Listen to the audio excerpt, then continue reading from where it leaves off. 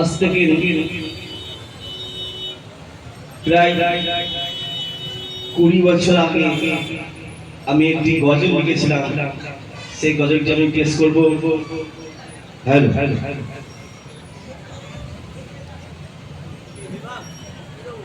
Hello check hello hello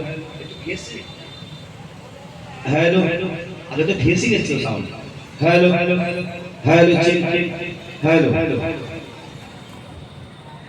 তো ভাই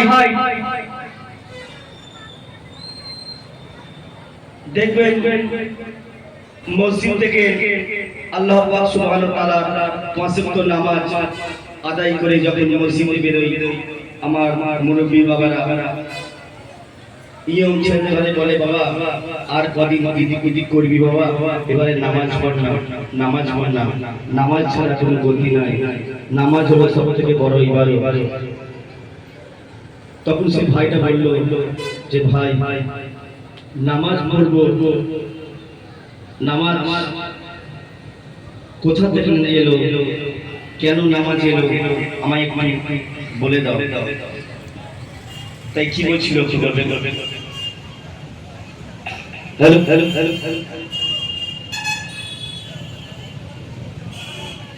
নামাজ কেন এলো,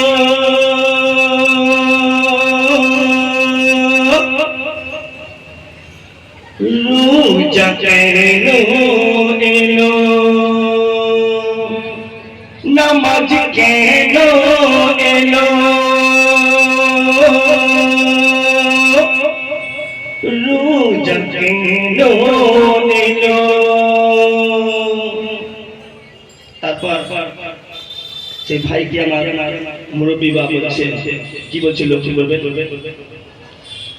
মরি নবীকে গো খোদা হুকুম দিল, মরি নবীকে গো খোদা হুকুম দিল, নামাজ তাই তো এলো,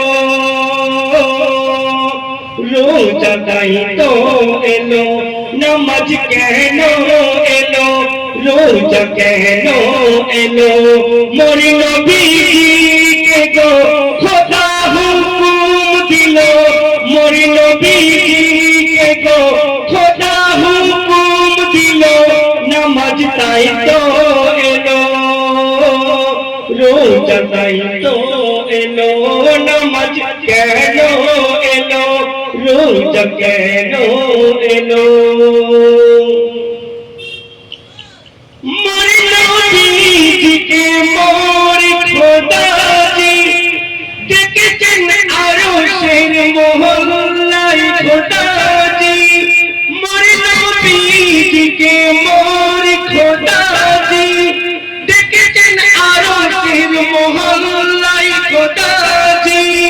তারপর নামাজের পুটলি নিয়ে, রোজা নই কাটি নিয়ে, নামাজের পুটলি নিয়ে, রোজা নই কাটি নিয়ে, দিয়েছেন তুলে মোর খোদাজি, নামাজ তাই তো এলো,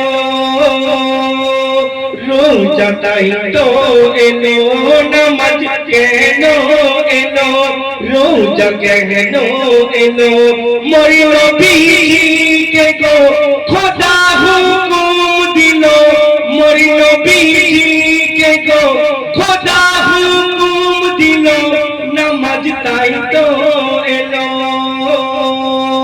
রোজা তাই তো এলো, নামাজ তাই তো এলো, রোজা তাই তো এলো।